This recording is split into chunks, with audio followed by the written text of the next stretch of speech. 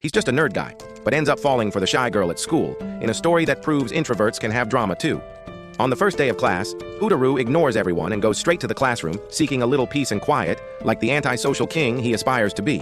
However, a nerd named Satoshi appears to drain the little social battery he has remaining. Satoshi insists that joining a club will be the best way for 𝐂𝐴 to finally have a life worth living instead of rotting in his room. But then 𝐂𝐴 pulls out an acceptance letter for the classics club that he definitely didn't apply for himself. He explains his sister, who was a former member, convinced him to join so the club wouldn't get shut down, which sounds like emotional manipulation, but whatever. After classes that day, 𝐂𝐴 grabs the key to his new club room and uses it to unlock the door before seeing 𝐂𝐴, the hottest girl on campus, casually hanging out there like she owns the place. After calming the butterflies violently attacking his stomach, he finally asks why she's in the club room acting so mysterious. So she tells him she's joining for a personal reason, which is the vaguest answer possible. Realizing his plan to enjoy painful solitude has been ruined by an attractive female, he decides to leave and asks her to lock the door behind her. But she stops him and points out he's the one who has the key, which is a valid observation. This surprises him since the door was locked when he arrived earlier, so he asks how she got in if the door was secured. 𝐂𝐴 says it was open when she arrived and begs him to help her figure out how the door got locked, which sounds like the lamest mystery ever invented. Suddenly, he notices Satoshi was secretly watching them the entire time, like some kind of creepy stalker. Satoshi then apologizes for eavesdropping and says he never expected to see 𝐂𝐴 alone with a girl, which is honestly fair. 𝐂𝐴 then tries to leave again because social situations drain his soul, but 𝐂𝐴 stops him and insists they solve the mystery of the locked door together. While she holds his hand and gets close to his face, the look in her eyes makes him experience emotions he didn't even know existed in his dead heart. So he reluctantly agrees after making a mental note that pretty girls are his kryptonite. After they take turns creating theories about how she got locked inside, 𝐂𝐴 mentions a strange sound she's been hearing repeatedly. So everyone listens patiently and finally hears it coming from a different club room downstairs that nobody uses. Moments later, they observe the janitor locking another club room with his master key like it's his daily routine. 𝐂𝐴 explains he probably locked her in there while making his rounds like the oblivious custodian he is. After solving this earth-shattering mystery, he's confused why she didn't figure it out herself since it's painfully obvious. So she takes them back upstairs to show them the old building that kept her distracted with its architectural glory. With the pointless investigation finally over, they decide to go home and resume normal life. But then Satoshi decides to join the club too so they can continue solving mysteries together, which sounds exhausting. After classes the next day, Satoshi tries to tell 𝐂𝐴 about a scary school legend so they could solve the mystery behind it for entertainment. But 𝐂𝐴 ignores him to work on his homework like a responsible student. However, when Satoshi tells him he initially heard about the legend from 𝐂𝐴, he suddenly gets intrigued and asks Satoshi if he knows any other legends worth investigating. Minutes later, 𝐂𝐴 enters and tries to tell 𝐂𝐴 about the scary legend personally, but he quickly interrupts her and suggests they listen to Satoshi talk about his new legend instead to avoid her puppy dog eyes. Satoshi then explains how nobody has been able to find a mysterious club called the Silk Spider Society, which occasionally attacks the student council like teenage vigilantes. After he says they probably posted a secret flyer to attract new members, 𝐂𝐴 gives 𝐂𝐴 the same curious look from yesterday that makes his willpower evaporate. But this time he agrees easily to help them find the flyer because he's already whipped. Moments later, they find the main bulletin board for club announcements that's covered in colorful paper.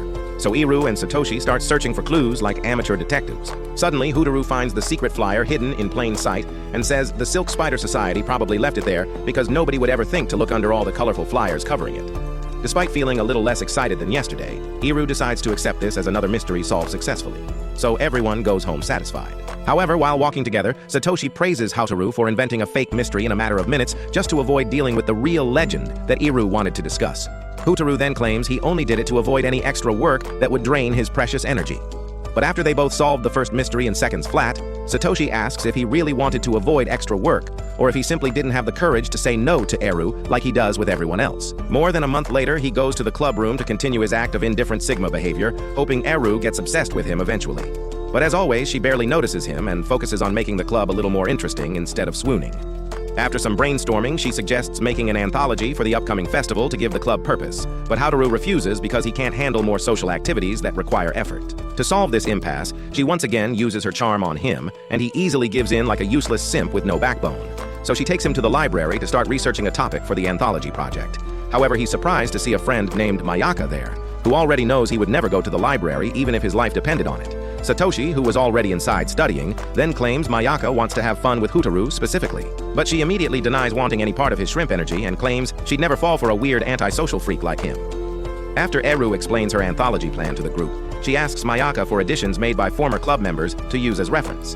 But Mayaka explains they're locked in the archives, so they have to wait for the head librarian to show up eventually. Taking advantage of this opportunity, Satoshi asks Mayaka about a mystery she mentioned before, casually. 𝐂𝐴 immediately tries to flee the situation, but 𝐴ru quickly gets interested and gives him no choice but to participate in another pointless investigation that wastes everyone's time. Minutes later, Mayaka starts talking about a book that's been returned every Friday for the last 5 weeks straight. She claims it's strange because the library policy allows books to be kept for 2 weeks at a time normally. At that moment, 𝐂𝐴 acts like he doesn't care just so 𝐴ru can convince him with her perfect face and manipulation tactics. But Mayaka interrupts their foreplay to solve the mystery immediately. After she explains it was borrowed and returned by 5 different girls around the same time, 𝐂𝐴 compares the timeline and realizes it's too short for any real reading to happen. This means they're definitely using it for something else entirely. They then spend several minutes trying to think of an answer and end up back at the reception desk comparing it with other books for clues. The next moment, 𝐴ru notices the smell of thinner on the book pages. After wondering if she's part dog with that nose, 𝐂𝐴 takes them to the art club, where a group of girls drew portraits using the same book as reference material. After they both praise him for finally becoming useful for once, they return to the library to tell Satoshi the solution. 𝐂𝐴 then tries to leave because he's done his social duty, but 𝐴ru calls him back because they still need to figure out the anthology topic that started this whole thing.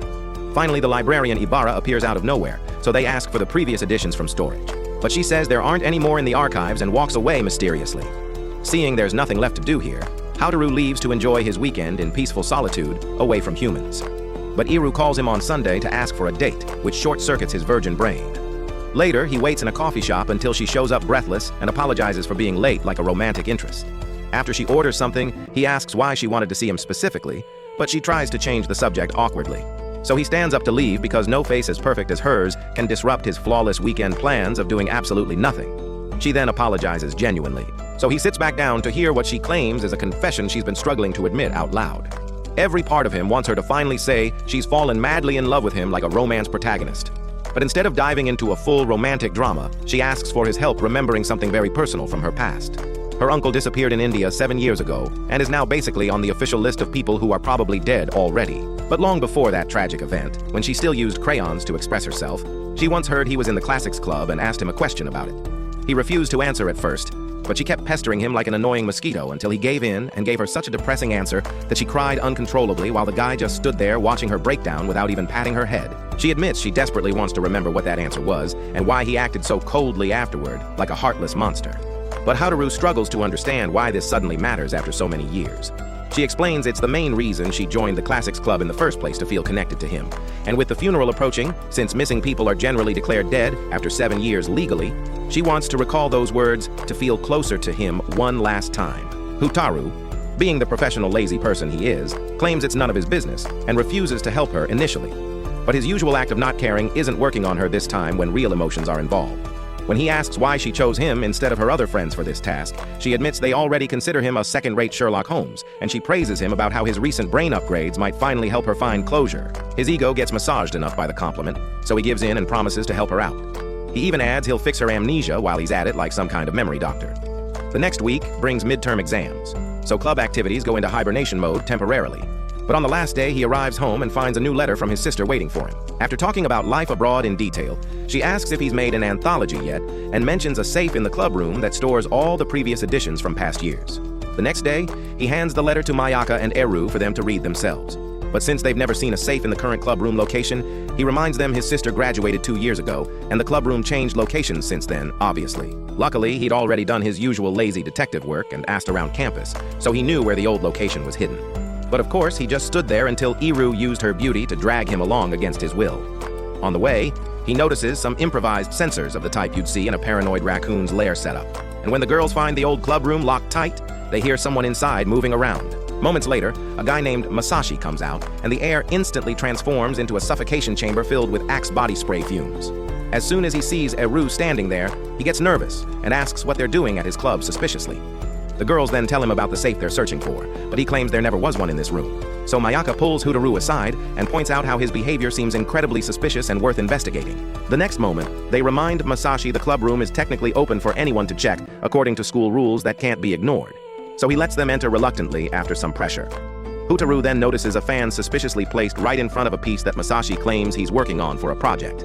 Even though the wide-open window is working perfectly fine for ventilation, but he ignores the obvious setup and helps search for the safe anyway. When they find nothing visible, he asks Masashi if he moved anything large when he joined the club recently. But Masashi only remembers throwing some boxes away during cleanup.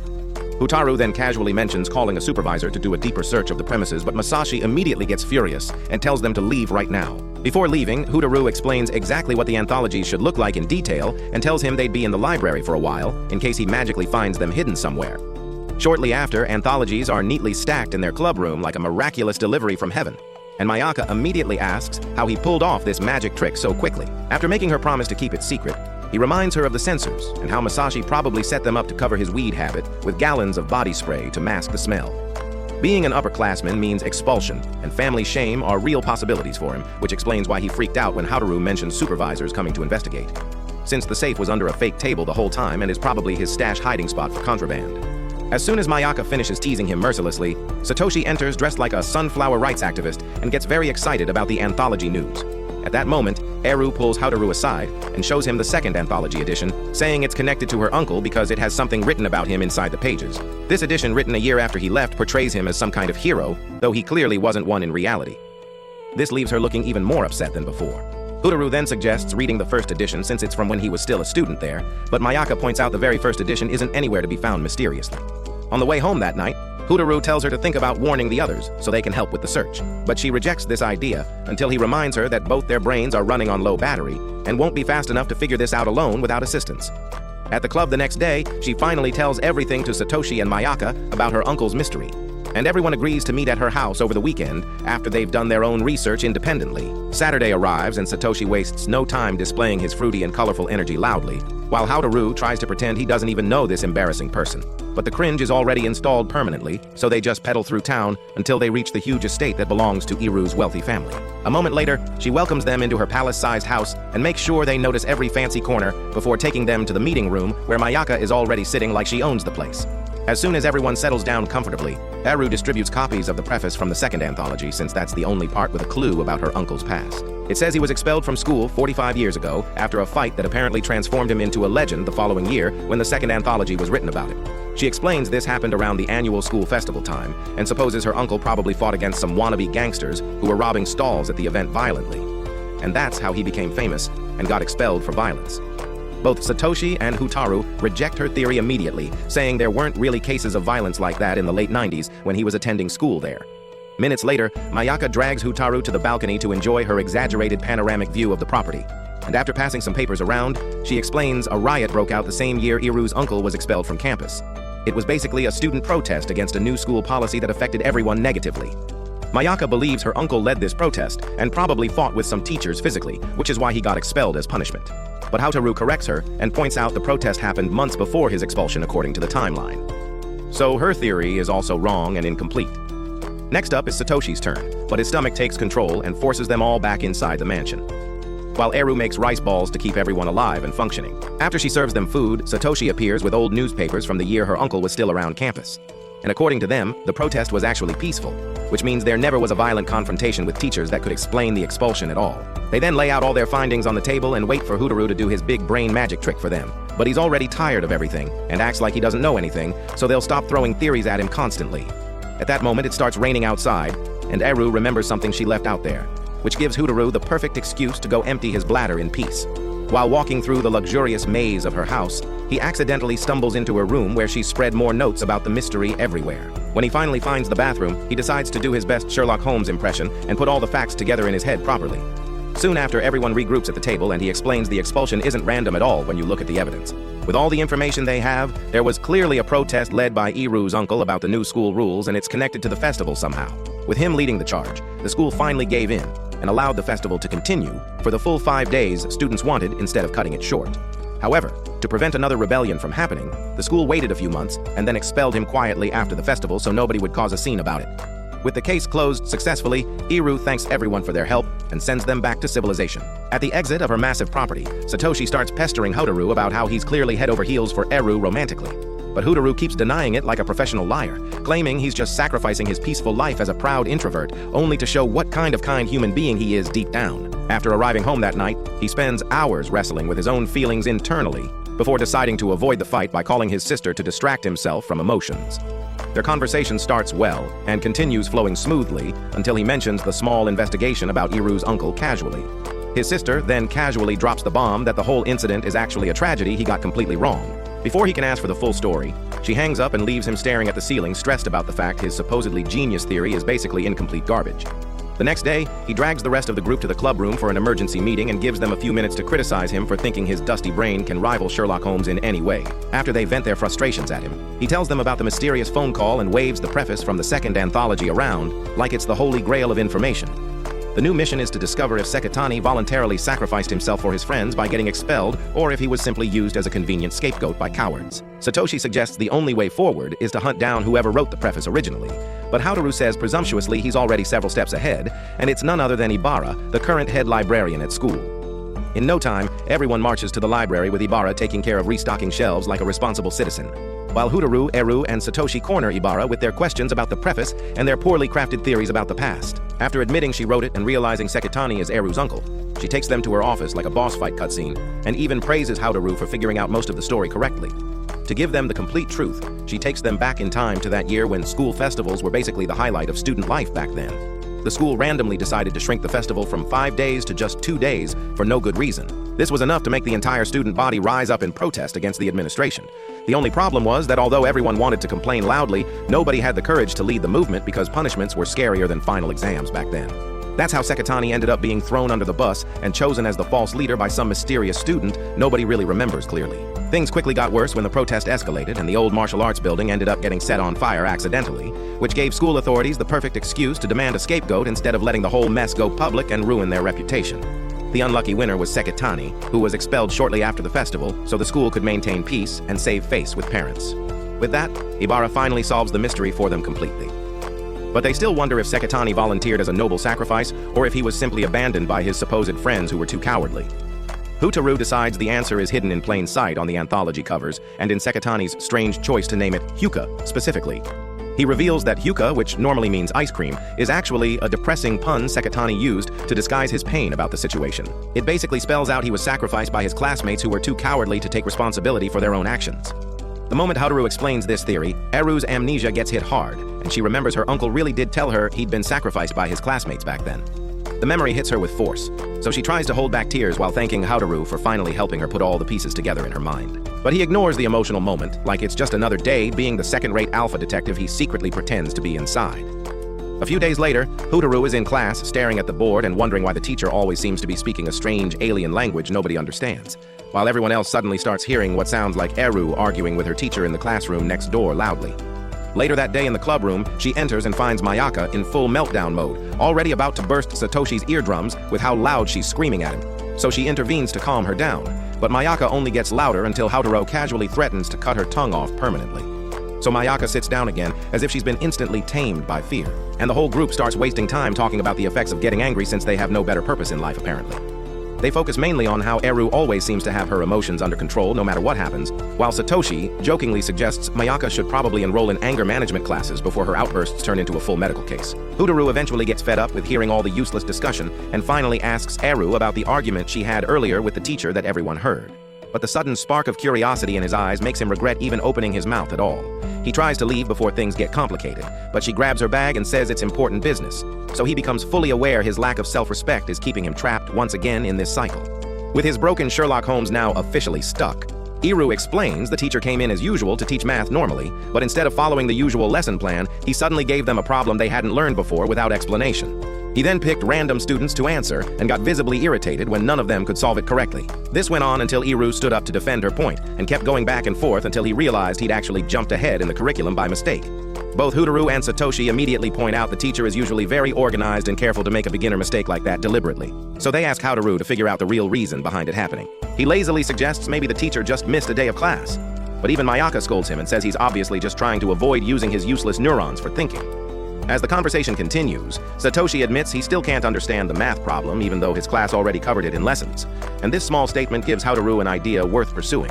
He grabs a bunch of letter-shaped snacks and explains each teacher has their own carefully organized notes for their different classes specifically.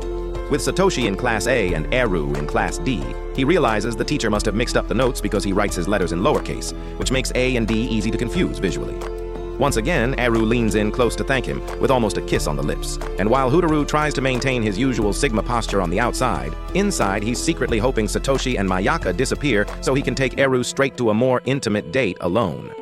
Unfortunately for him, the two toxic lovebirds remain completely oblivious and don't stop interrupting the moment. So he gives up on the idea and ends up going home with them instead like a third wheel. Days later, 𝐂𝐴 finds himself trapped on a bus with Satoshi and the girls, heading straight to a rural village famous for its hot springs and relaxation. All because 𝐴ru decided the only way to properly thank them for solving her uncle's expulsion drama was with a group trip away from school. When they arrive, 𝐂𝐴's stomach is already doing somersaults from motion sickness, so Mayaka saves the day by dragging them to an inn run by her relatives in the area. There they meet her cousins Ryo and Kayo, who seem to have already been warned about Satoshi's peculiar energy beforehand. Moments later, 𝐂𝐴 and Satoshi check out their rooms, and 𝐂𝐴 tries to act like panoramic mountain views are just another Tuesday in his boring life. But Satoshi scolds him for being ungrateful, saying he should just admit he's finally living outside the Matrix for once. As the sun sets, 𝐂𝐴 decides to go to the hot spring only to see 𝐴ru there too. So they walk and talk along the way casually. She shares her daydreams about having siblings, and he pretends to listen while discreetly trying not to look like a weirdo staring. After changing clothes, he slips into the bath ready for peace finally. But of course, Satoshi is already there waiting like an aquatic gremlin ready to annoy him. Satoshi immediately intensifies the weird behavior, which makes 𝐂𝐴 wish drowning was a safe option right now. He tries to ignore him completely, but then hears 𝐴ru's voice entering the female side of the bath next door. This short-circuits his brain into idiot mode, and he almost faints imagining things until the dizziness actually knocks him down, leaving Satoshi to drag his half-dead body back like a firefighter carrying a victim. An hour later, 𝐴ru comes to check on him, but her gentle touch transforms him into a walking embarrassment instantly. So he quickly turns away, pretends he's fine, and begs the universe for her to leave before she notices his alert state. After she exits the room, he hears the others talking about a mysterious client who once stayed at the inn before sending himself straight to death mysteriously. That same room has been haunted ever since and even cursed another guest with a strange illness afterward.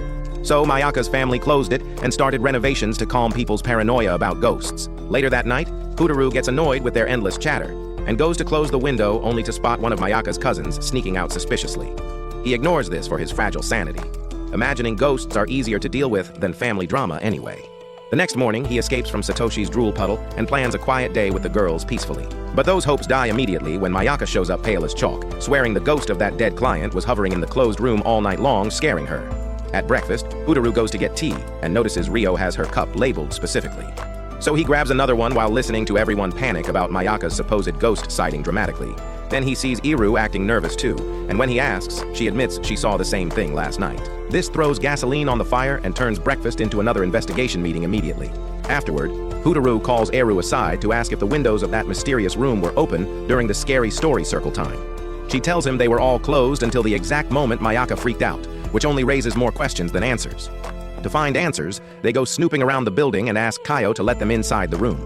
But she refuses, saying the room is off limits and she's suddenly very busy with tasks that can't wait. On the way back, they stumble into the exercise room where 𝐂𝐴 notices Ryo also labeled her ball just like her teacup earlier. Soon after, they step outside and notice it had rained the night before, and the window opposite the ghost room is completely closed tight. Then Kayo calls them for lunchtime. So they join everyone and find Satoshi waiting to drop some gossip on them. Ryo enters showing off her yukata, and while everyone compliments her, 𝐂𝐴 can't shake the feeling something is wrong here. He also feels eyes on him, which is his signal to return to the hot spring to think quietly. Naturally, Satoshi is already there, splashing water and asking too many questions to make sure 𝐂𝐴 doesn't faint again like before.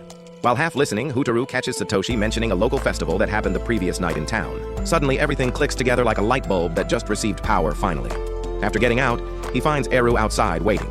So they walk back together and he explains the supposed ghost isn't a ghost at all, but just a yukata someone had secretly hung up to dry overnight. It turns out Kayo was jealous of Ryo's yukata and wanted to wear it to the festival the previous night desperately. But when rain ruined it, she panicked and opened the window of the only unused room to hang it up before hiding it back by morning.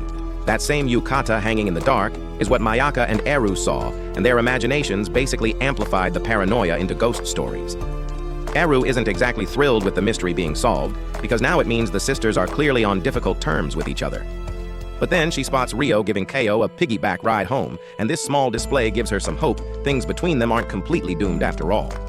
A few days later, 𝐂𝐴 and Satoshi drag themselves to school and find students already running around with festival preparations, carrying boxes like unpaid interns, and giving orders like generals in a cartoon war.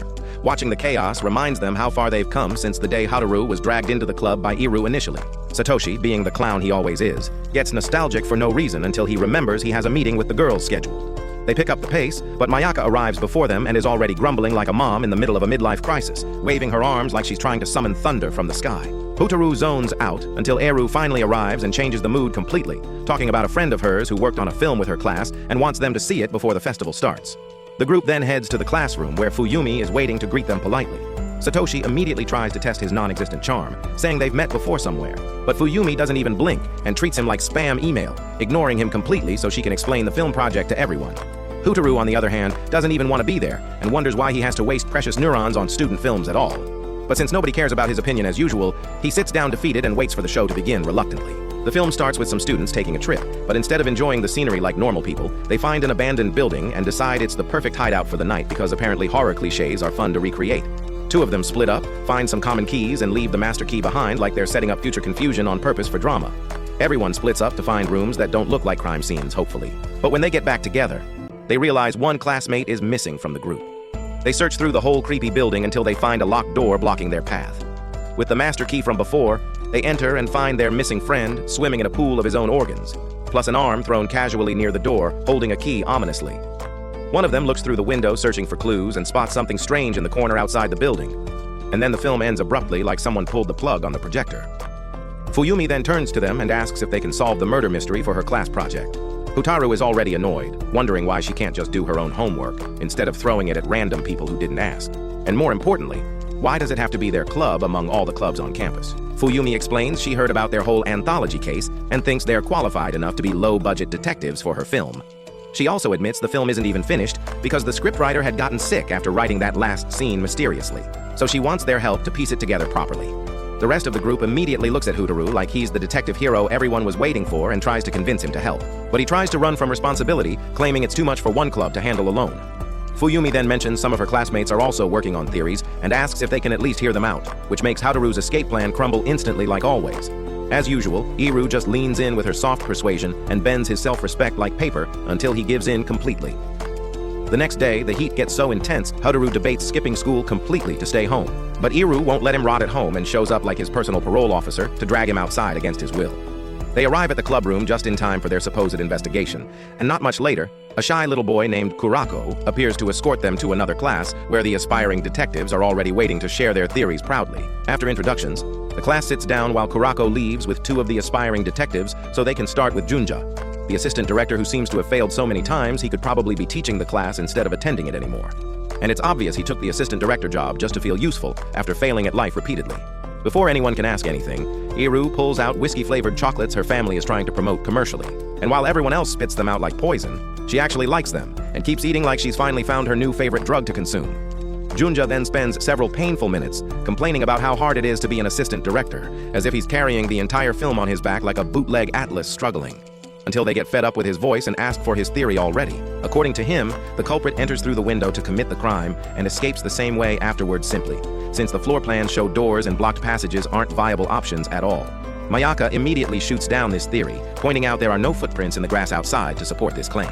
But Junja's dusty neurons are too stubborn to process this logic, and he leaves with the confidence of a man who thinks he just outsmarted Sherlock Holmes, when in reality he barely fools a pigeon with brain damage. After calling Junja's theory complete garbage, which is accurate since anyone entering through the window would have been seen by students upstairs easily, Hotaru asks Kurako for the script before Tomohiro enters with his detective cosplay act ready. He wastes no time showing off the floor plans like he's about to sell real estate to them, and dismisses the victim being murdered by a classmate with the master key because crossing the halls would expose them immediately. So in his genius revelation, he pulls out a rope and says the scriptwriter specifically asked for it, which according to his brilliant brain means the culprit enters from above using ropes.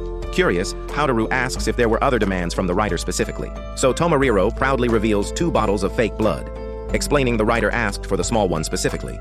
But they used the large one instead because apparently listening to instructions isn't part of film production for them. He then leaves acting like he just unlocked the secrets of the universe with his theory.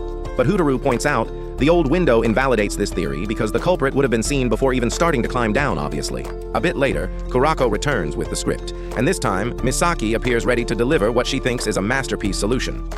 Unlike the clowns before her, she's convinced none of the victim's friends could have done this horrible crime.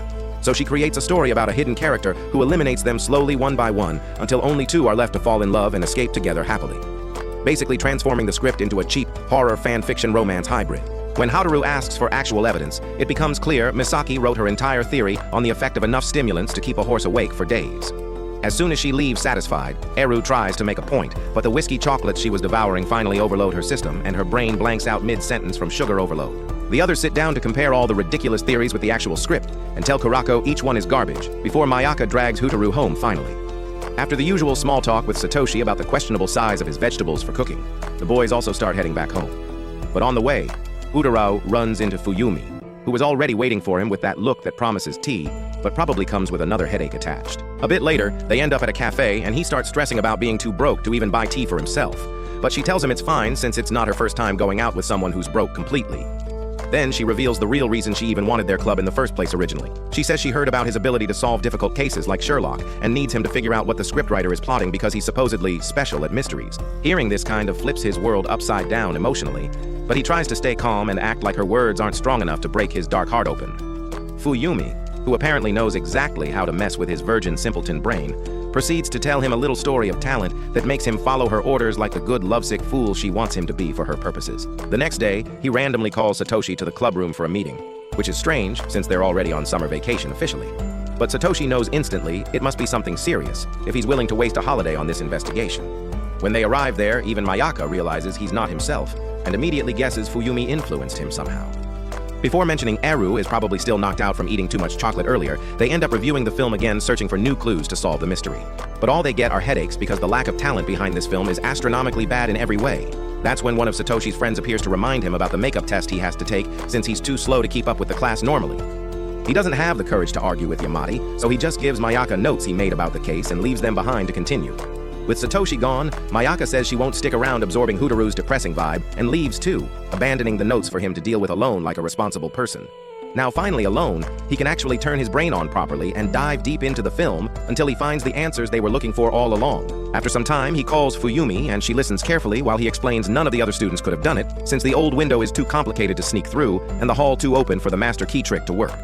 He points out, Misaki is right about an extra character being involved, but instead of some serial killer like she thinks, it's the cameraman filming everything. This explains why the whole thing looks like a pirate recording made by amateurs. The cameraman is treated like background help by the group of friends, so he gets revenge by taking the master key as soon as everyone enters the building and then killing the victim before anyone notices anything wrong. Fuyumi praises his brain and even adds, it's kind of obvious since the cameraman is the only one stuck in the hall area, but Hotaru says the scriptwriter probably just wants a bit of mystery and doesn't care much about the ending being perfect. She thanks him for the work and a few days later everyone watches the film in her class to see it unfold completely. When it ends, Satoshi and the girls congratulate him for solving another case successfully. But after 𝐂𝐴ru and Satoshi leave the room, Mayaka calls Hotaru aside to ask about the rope Tamaru said the scriptwriter had specifically requested for filming. And immediately Hotaru realizes something isn't adding up correctly in his theory. When Mayaka sees how badly Hotaru reacts to being wrong about something, she quickly changes the subject and says she really liked the film's ending before leaving him alone. A bit later, while Hotaru heads to the locker room, Satoshi stops just to say the same thing to him. This time, Hotaru tries too hard to convince him his theory is the true ending, but Satoshi basically tells him to face the fact he's garbage at this and walks away brutally. As soon as he reaches the locker room, 𝐂𝐴ru appears and he knows instantly what she wants to talk about seriously. So the two go for a walk to discuss everything. She already realizes he's blaming himself for getting it wrong, so she takes him near the river to calm him down before gently explaining how wrong his theory actually is about the film. She imagines the scriptwriter must be seeking a different type of ending entirely, since Fuyumi's description makes her seem like a shy girl who hates violence and doesn't even like mystery films that much in the first place. She then tells Hotaru to consider the fact the writer already knew the ending she wanted, because that would explain a lot about everything that happened. Hotaru then says that doesn't make sense because the writer got sick and didn't finish the script at all. But 𝐂𝐴ru reminds him the writer is too shy to let everyone down by not participating. The fact her best friend went to such lengths to gather everyone and discuss the ending proves the illness isn't even that serious to begin with realistically. However, 𝐂𝐴ru also admits she isn't even focused on the ending anymore because what he invented seems pretty good as a solution.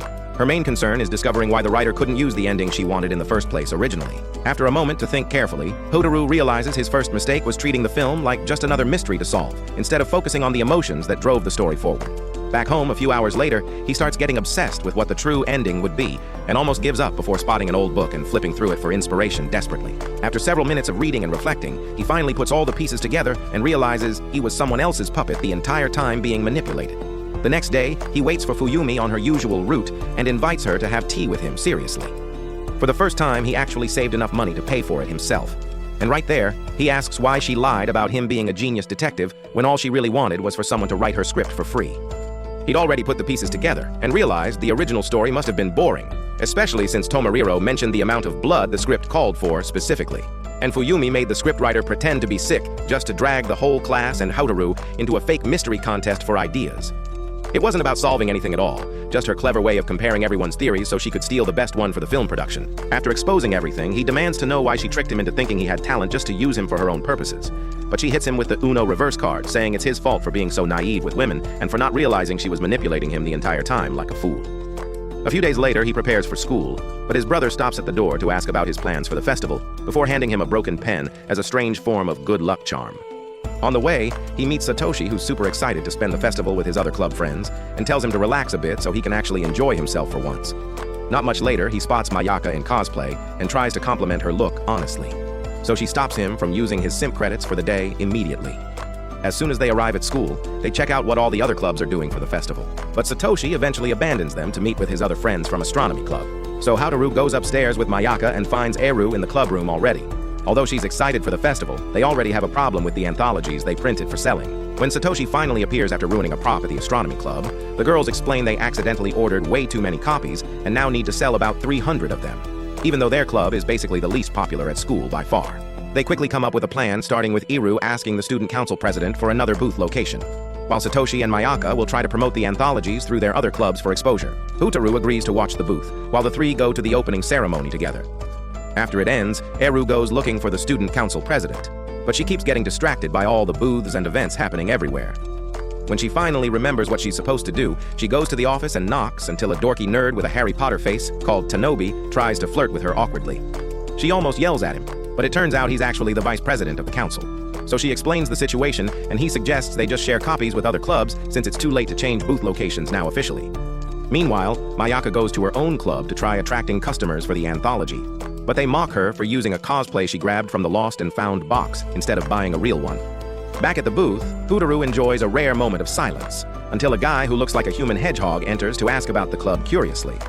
For some reason, he buys an anthology, then notices the pen Hotaru's sister gave him and won't stop talking about how it would look perfect with his Balenciaga look he's going for.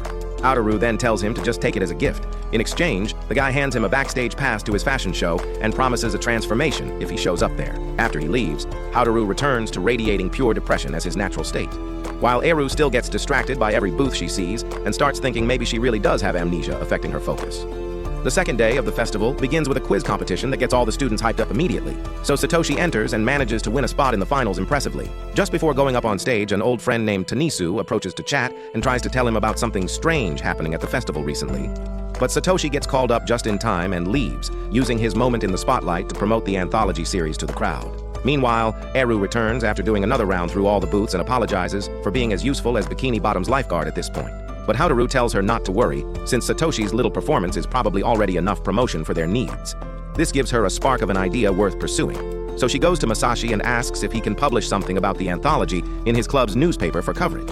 He dismisses her, saying it wouldn't make a difference, since bigger clubs always get more attention than a group of amateur detectives nobody cares about. After apologizing for wasting his time, she bumps into her friend Kaoru, who invites her inside a tent for a fortune reading session. She apologizes for not having the usual tarot cards available. Apparently, some festival thief has been stealing random things from booths and leaving cards in exchange mysteriously. By this time, Satoshi's quiz competition ends, so he tries to leave the venue. But Tanisu stops him again, this time to explain the thief also hit his club and left a note behind as evidence. Satoshi dismisses it as just a prankster having fun and changes the subject, with Tanisu challenging him to a cooking duel scheduled for the next day instead. Back at the club room, Hotaru flips through Eru's photos until an eccentric guy enters with an ahegao face and asks to buy an anthology from their collection. After paying, Hotaru notices the guy's sausage is sticking out from his broken zipper embarrassingly, so he gives him the pin from his backstage pass to fix the wardrobe malfunction. In exchange, the weirdo hands him a water pistol before leaving the room quickly. Not much later, Mayaka is in her own club room struggling with low confidence while listening to one of the seniors, Ayaka, talk about how manga is only as strong as its fan base support. Eventually, Mayaka gets tired and fights back, saying Ayaka is wrong about everything. But Ayaka refuses to accept criticism from an otaku, so broke she can't even afford decent cosplay for conventions. Mayaka fights back by promising to bring a rare manga from home to prove there are many underrated series out there that are better than Ayaka's favorites on the mainstream lists. Later that day, the group meets in the club room to update each other on progress. But Satoshi is much more focused on the cooking competition since he realized he needs a team of 3 people. With no other choice, he begs the girls to join him and happily they agree to help. So he leaves with Mayaka to plan recipes, while 𝐂𝐴ru awkwardly realizes 𝐂𝐴ru was looking at her festival photos earlier like a creep. That night, Mayaka tears her place apart searching for the manga she promised Ayaka, only to discover it's missing, like Nemo vanished. The next day, Mayaka apologizes to all the seniors for speaking out of turn earlier. But they honestly don't care, and just send her to make new posters as punishment for wasting time. Not much later, she tells Satoshi what happened with the manga. So he gets the idea of making 𝐂𝐴ru the team's final cook before going to talk with Tanisu, who has also been hearing stories about the festival thief and thinks it might be worth investigating properly. Around the same time, 𝐂𝐴ru pulls Fuyumi away from her booth to ask if she can help them sell some anthology copies for their club. Fuyumi easily says yes and offers to sell it as a package deal with her film pamphlets for marketing. 𝐂𝐴ru gets excited and thanks her profusely, but Fuyumi claims it's no big deal and extends her hand out. 𝐂𝐴ru then shakes her hand, thinking it's a friendly gesture. But Fuyumi asks for the copies she's trying to sell and tells her to always have a sample when marketing a product properly. This suddenly makes 𝐂𝐴ru intrigued by her business tactics. So she grabs Fuyumi's hands and asks how she always manages to make people say yes to her requests so easily. After pulling away to avoid the same charm that stole 𝐂𝐴ru's heart and common sense, Fuyumi explains how to use reverse psychology by making people feel a sense of accomplishment when doing what she asks of them. However, after a brief lesson, she leans in and tells 𝐂𝐴ru to only ask the boys when she's alone with them for maximum effect. Meanwhile, 𝐂𝐴ru is back at the club room waiting to see who shows up next randomly. And this time, it's 2 girls obsessed with Halloween themes. They trade cookies and a bag of flour with him for the water pistol and an anthology copy as payment. Around this time, Tanisu shows up at the competition with a professional chef by his side just to intimidate Satoshi before it starts. But Satoshi is already stressed about missing a teammate and just wants the competition to begin so he can enter Gordon Ramsay mode finally. After he handles the first round successfully, 𝐂𝐴ru enters and shows off her wife's skills impressively. But when time runs out, Satoshi looks half dead and reminds her they should have left some ingredients for Mayaka to use in her round. At the same time, Mayaka just finished the posters and runs to the competition frantically, but it's already too late and she only has a pile of vegetables to work with for her dish. When the timer starts, it seems all hope is lost completely. But then 𝐂𝐴ru yells for Satoshi from the club room and throws him the bag of flour he got from the Halloween fanatics earlier. With this help, Mayaka starts cooking like crazy, but she stops again when realizing the ladle is missing from her station and decides to wait until the hosts bring a replacement utensil. With seconds remaining on the clock, she switches to beast mode and somehow finishes a Michelin-worthy dish just in time, winning everything for their team miraculously. After the celebration, the hosts apologize for the ladle situation and say they actually checked to make sure everything was intact before the competition even started properly. This makes Mayaka get serious about the mystery, so she checks her station and finds a card from the festival thief hidden there. After returning to the club room and thanking 𝐂𝐴ru for saving her at the last second, 𝐂𝐴ru shows him the card and hopes it's enough to spark his interest in solving this. Since he's already gotten used to her face manipulating him, she joins Satoshi and Mayaka to make it seem like solving the mystery will help boost anthology sales significantly. But 𝐂𝐴ru rejects this, saying there are too many people at the festival to catch anyone realistically. To soften the blow, he asks about the other clubs that were hit by the thief and makes them realize the thief is acting in alphabetical order systematically. After checking the signature on the card, he explains it's actually the initials of the thief's target list, which means their club will probably be last on the list. Immediately, 𝐂𝐴ru runs off so their club gets mentioned in the school newspaper for publicity. So Satoshi says he also has something to solve and leaves, giving 𝐂𝐴ru barely 5 seconds of peace before Mayaka starts unloading her family problems on him emotionally.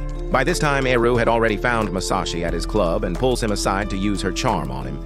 But the guy is too high on something to fall for normal tricks and tries to walk away immediately. When she mentions the thief, though, his brain suddenly lights up with interest. So she tells him everything she knows about the situation. He then tells her what was stolen from his club and thanks her before leaving mysteriously.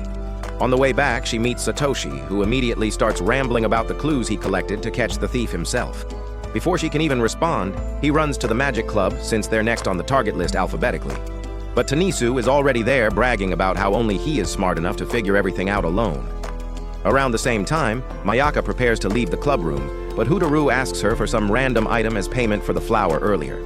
so she almost crushes his face with a mirror and leaves furiously without explanation. A few minutes later, Satoshi enters to watch the Magic Club's performance, and Fuyumi also shows up, but makes a point of keeping one seat between them so his novice brain doesn't get any crazy ideas about romance.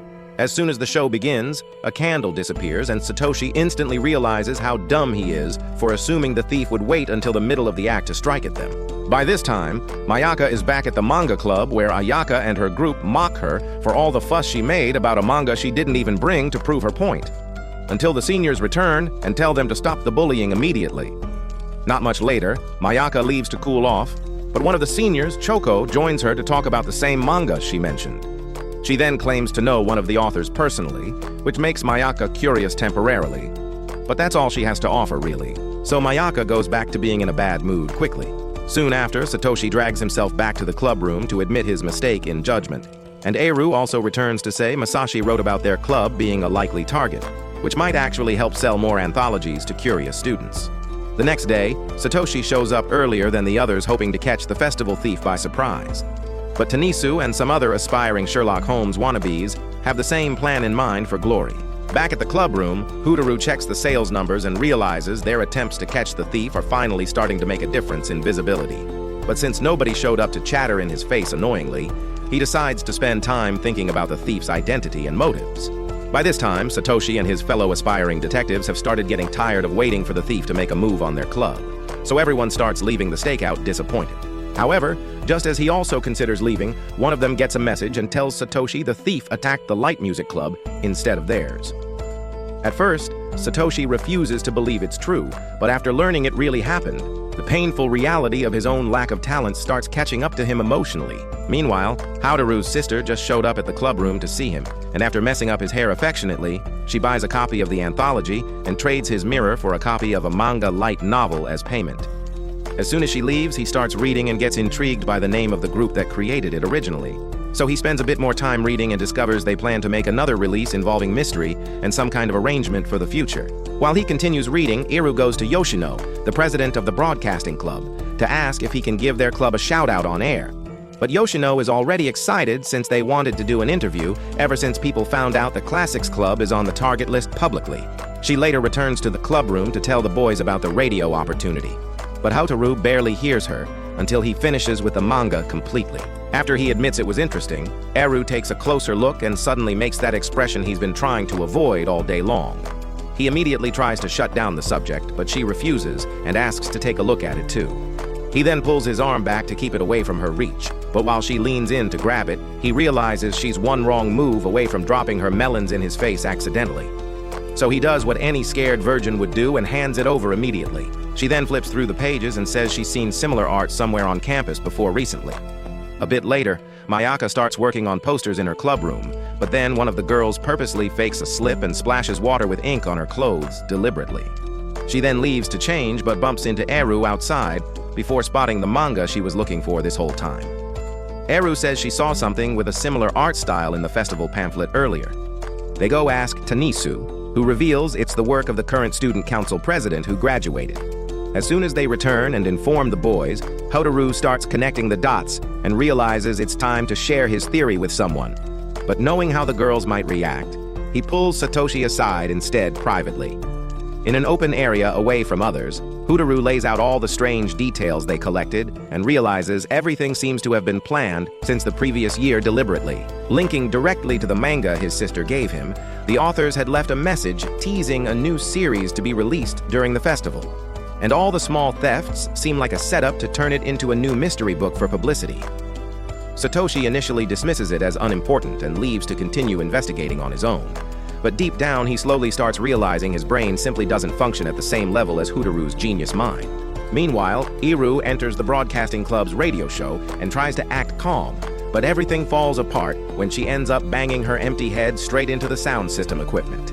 Using some notes she prepared beforehand, she manages to keep things under control and invites students to the club room as planned, where they've already set up a manuscript hoping this will attract the festival thief finally. In no time, the place fills up, and the anthologies sell out in minutes of promotion. But after what feels like an eternity with no sign of the thief appearing, the crowd starts doubting them, thinking the whole setup is just a cheap way to promote their meaningless club without substance. Just as Hotaru goes to stretch, Satoshi's phone rings loudly, distracting everyone in the room. And at that exact moment, the manuscript suddenly catches fire dramatically. As soon as Satoshi puts out the fire, Mayaka spots a card from the thief, showing they were tricked once again by this mystery person. Not much later, Satoshi crosses paths with Tanisu, who then brags he'll beat him in their next cooking duel and leaves. This gives Satoshi some time to talk with Mayaka alone, finally. She tries to cheer him up about never being able to match Hotaru's detective intelligence level, but his frustration really comes from something that happened before this moment. He was spying on Hotaru and overheard him confront Tanisu as the thief directly. When Tanisu demanded proof of this accusation, Hotaru unraveled everything and pointed out all the signs that exposed him completely. The biggest one being how everything tied back to the manga the student council president made last year with a student who later transferred away from school. Tanisu, who knew everything about this, was obviously bitter because the president stopped drawing manga altogether. So he orchestrated this whole elaborate plan, hoping to make him feel guilty enough to start drawing again for fans. Instead of exposing him publicly, Hotaru decided to make a deal and told Tanisu to buy 30 anthologies and advertise them at the festival venue in exchange for his silence and help with the final mission. Tanisu still didn't understand how this was supposed to help anyone.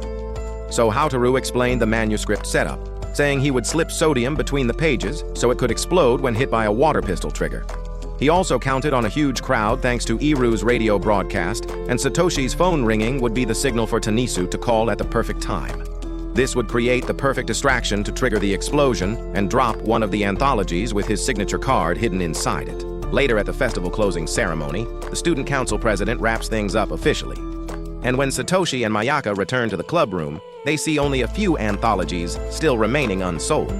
They then buy the remaining copies, so Eru gets excited to finally solve the thief case with Hotaru together. But Satoshi tells her to wait so they can plan a proper after-school celebration instead of rushing. A few days later, the team is back at the club room wasting another entire day on nonsense when a helicopter suddenly flies past overhead loudly. And since Satoshi had only seen them on television before, he runs to the window like you did when you thought Santa Claus was real as a kid. The rotating blades make Hotaru think of 𝐂𝐴𝐵𝒄𝒊𝒆, that teacher who was obsessed with helicopters for some reason. So he asks if they remember him clearly, but Satoshi and Mayaka just wonder if he finally fried his last 2 neurons in the heat and went crazy. Not wanting to be labeled as the club lunatic, Hotaru explains the time 𝐂𝐵𝒄𝒊𝒆 stopped teaching mid-sentence just to gape at a helicopter outside, forcing a fake smile that looked like he borrowed dentures from a nursing home resident. Mayaka remembers instantly. But Satoshi isn't fully convinced, since he also recalls a day when an entire squadron of helicopters passed by and 𝐂𝐵𝒄𝒊𝒆 didn't even blink once. So he adds a ridiculous story 𝐂𝐵𝒄𝒊𝒆 told them about surviving 3 lightning strikes, although none actually hit him directly. Hotaru thinks a guy like 𝐂𝐵𝒄𝒊𝒆 doesn't have enough creativity to make up a story about being a second-rate Thor character. So he starts putting the pieces together and randomly asks if the public library keeps old newspapers in their archives. When Satoshi says yes, Hotaru casually asks if he wants to go together, which terrifies Satoshi completely, with the idea of lazy Hotaru volunteering to move anywhere being extremely suspicious behavior. Mayaka even asks if he needs a hospital checkup, while Eru practically shoves her face into his, trying to understand why he suddenly cares about life outside the club room. He tells them to relax with the asylum energy and leaves to wait for Eru since she's the only one who actually has time for his new side quest investigation.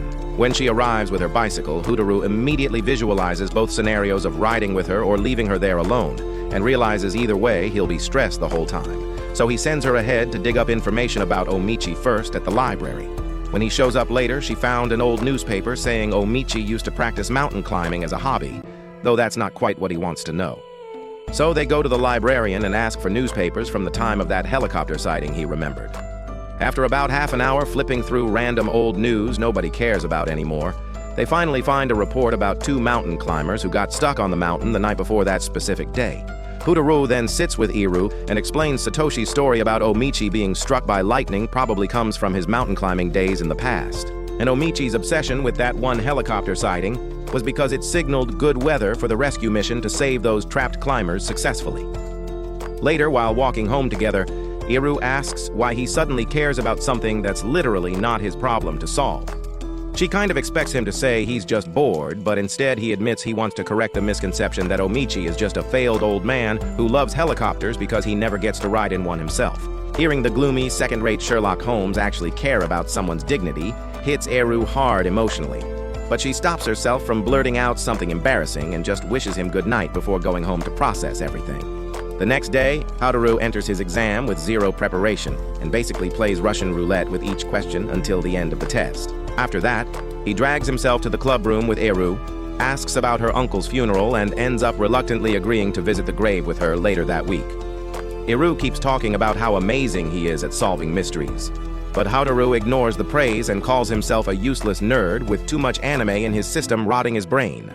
She refuses to believe this self-deprecation and tries to cheer him up by listing all the cases he solved successfully. But his self-hatred skills are stronger than any motivational speech she can give. So he tells her to invent a random mystery just to prove he's as useless as he claims to be. Eru immediately starts scanning the room for a new mystery to create. But before she can invent something, the school announcement system turns on calling for a student who bought something at a store the day before. She hands Hotaru the announcement note and tells him to solve that mystery instead. The second he starts thinking about it, she leans in too close, and they almost end up sharing an awkward first kiss by accident.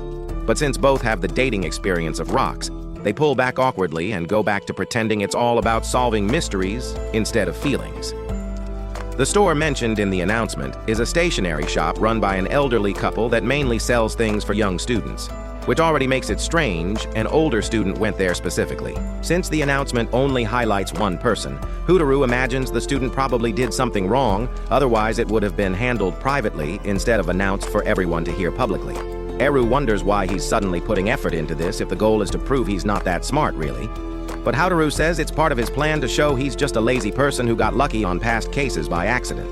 He continues analyzing the situation and finds it strange they made the announcement so late in the day when most students had already left campus. This means it had to be something urgent, possibly serious enough to involve the police in the investigation.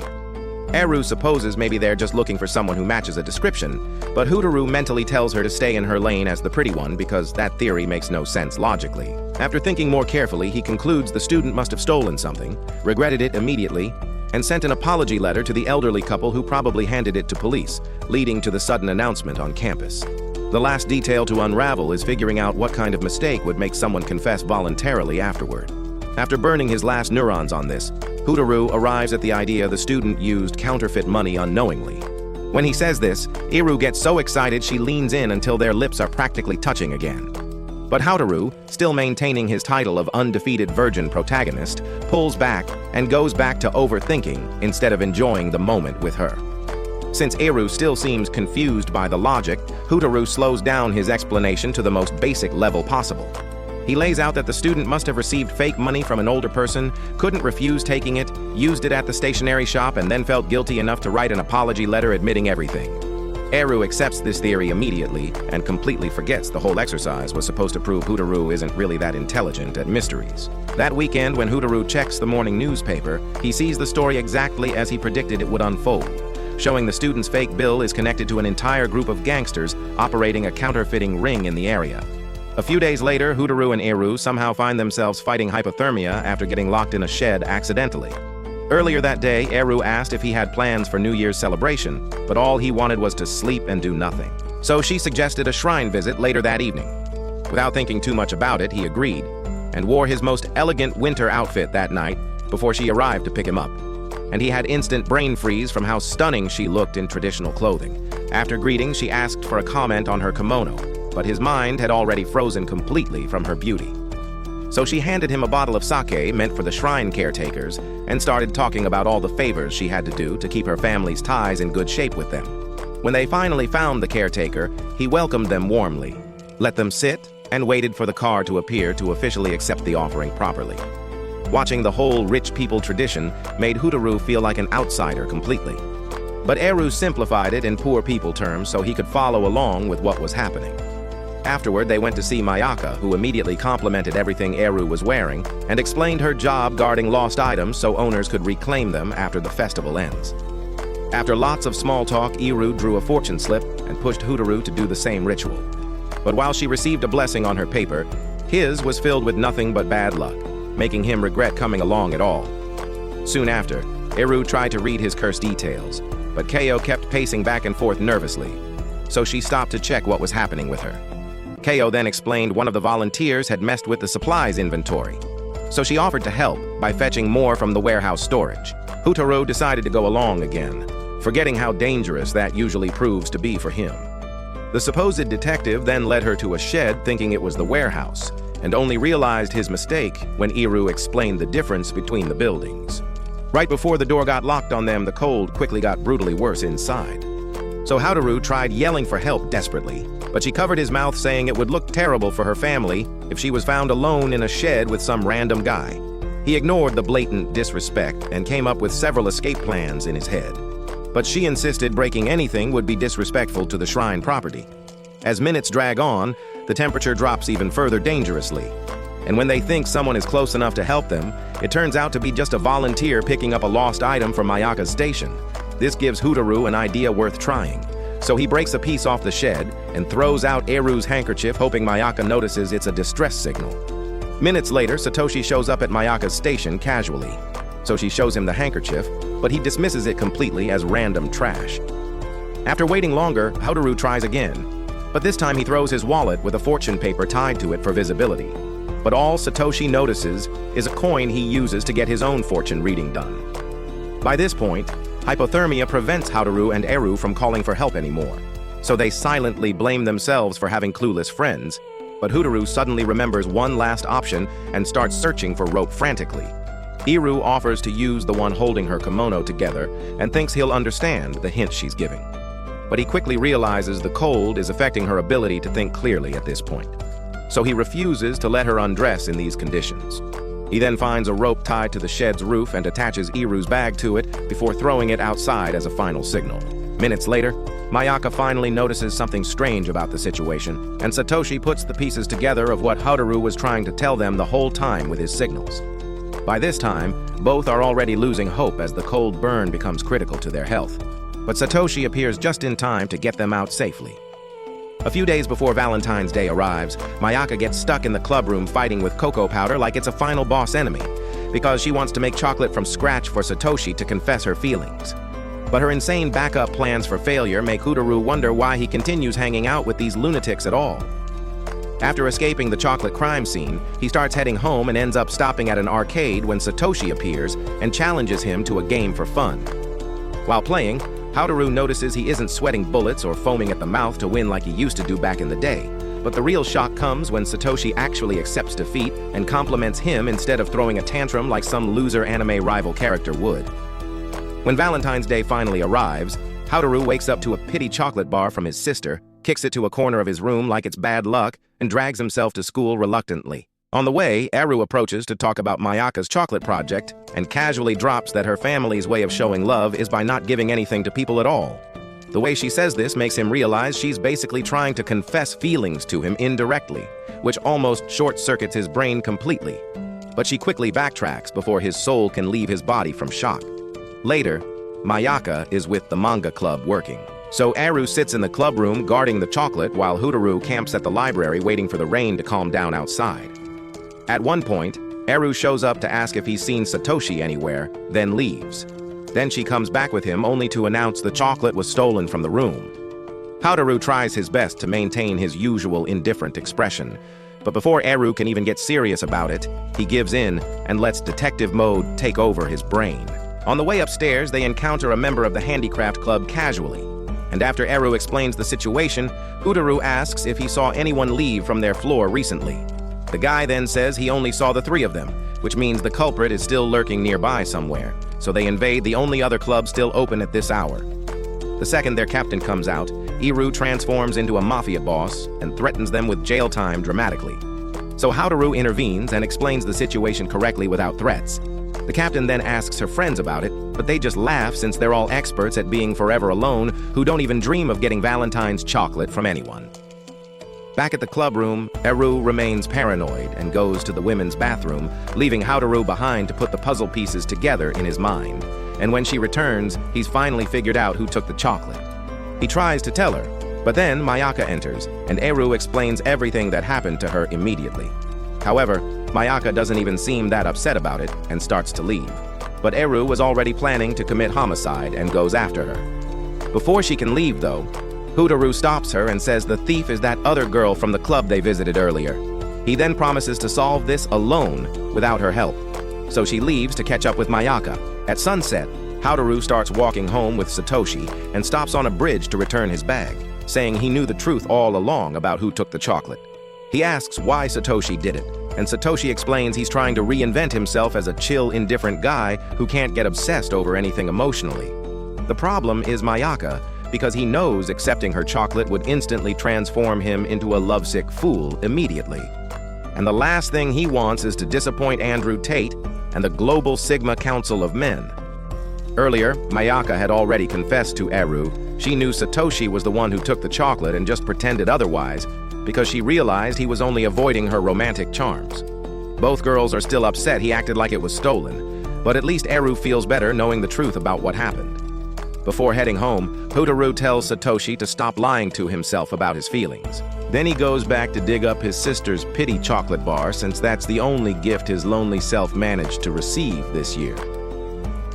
Months later, 𝐂𝐴ru calls 𝐂𝐴ru, begging him to help at some shrine festival she got herself involved in voluntarily. So he breaks his loner code once again to help her out. Right after the call, he drags himself to the shrine and gets pushed into a room full of ancient fossils, holding on to sanity with duct tape while trying to organize everything for the event. When they mention crossing a bridge for the procession, 𝐂𝐴ru remembers spotting a construction van nearby earlier and tells them about it. At first, they ignore him because apparently construction companies are supposed to know about the event already. But when one of them comes back with bad news confirming his observation, the whole elderly club panics, trying to figure out a contingency plan quickly. Soon after, a messenger summons 𝐂𝐴ru to the room where 𝐂𝐴ru is getting dressed like shrine royalty, and he just stands there like a loyal stage assistant waiting for orders while she bosses him around, making him do things on behalf of the old people running this event. After he completes her tasks, they finish the rest of the preparation and then force him to wear an outfit that makes him look like a samurai clown hybrid. Just when he thinks life can't get worse, 𝐂𝐴ru comes out looking like she invented beauty itself, and his brain short-circuits so hard he almost forgets how to breathe properly. His official role now is to protect her from the sun with an umbrella, but with her radiance, she basically outshines the sun itself naturally. So he just stands there fighting for his sanity until Mayaka and Satoshi show up and roast him alive instantly with their teasing. After the procession ends, Mayaka and Satoshi keep taking turns making fun of him until Satoshi finally leaves to grab a drink. And Mayaka uses the break to thank him for helping her with her Valentine's chocolate situation earlier. Later that day, he finds a place to relax on the veranda and tries to enjoy some silence when 𝐂𝐴ru appears to poke his brain about the whole construction drama mystery. Too exhausted to pretend he doesn't care anymore, he reveals it's probably connected to the suspicious guy who dressed him earlier. Apparently, the guy kept talking about the procession like it was a once-in-a-lifetime cosmic event, when in reality, it happens every 2 years regularly. The only special twist this time was they took a different route, passing by a sacred tree, which made 𝐂𝐴ru suspect the guy probably called the construction company to block the bridge on purpose, just so the parade would take another path for some reason. After exercising his detective brain enough, he starts heading home, and of course, 𝐂𝐴ru walks with him as usual. She opens up about her future as the family's only heir, saying she has to choose between managing the farms to keep production going or handling finances to make sure they don't go bankrupt completely. Although the idea of being chained to a quiet field full of flowers and noisy old people doesn't exactly thrill her at all, she's determined to make the most of it somehow. Hearing her vent like this makes 𝐂𝐴ru realize he's completely obsessed with her romantically. But since his spine is made of pudding, he refuses to admit this to her face directly and just accepts he's doomed to remain a coward loner forever without the courage to confess. Will 𝐂𝐴ru ever find the courage to confess his feelings for 𝐂𝐴ru, or will she do it first before he can? Comment part 2 below if you want to find out what happens next in their story. And that wraps up today's video. If you enjoyed this deep dive into 𝐂𝐭𝐭𝐴, make sure to smash that like button and subscribe to Curious Nerd for more anime breakdowns that don't hold back. Hit that notification bell so you never miss when we drop our next analysis. Drop a comment below telling us which anime mystery series we should cover next. We read every single one, and your suggestions might become our next video. Thanks for watching, and remember to stay curious, stay nerdy, and we'll catch you in the next one.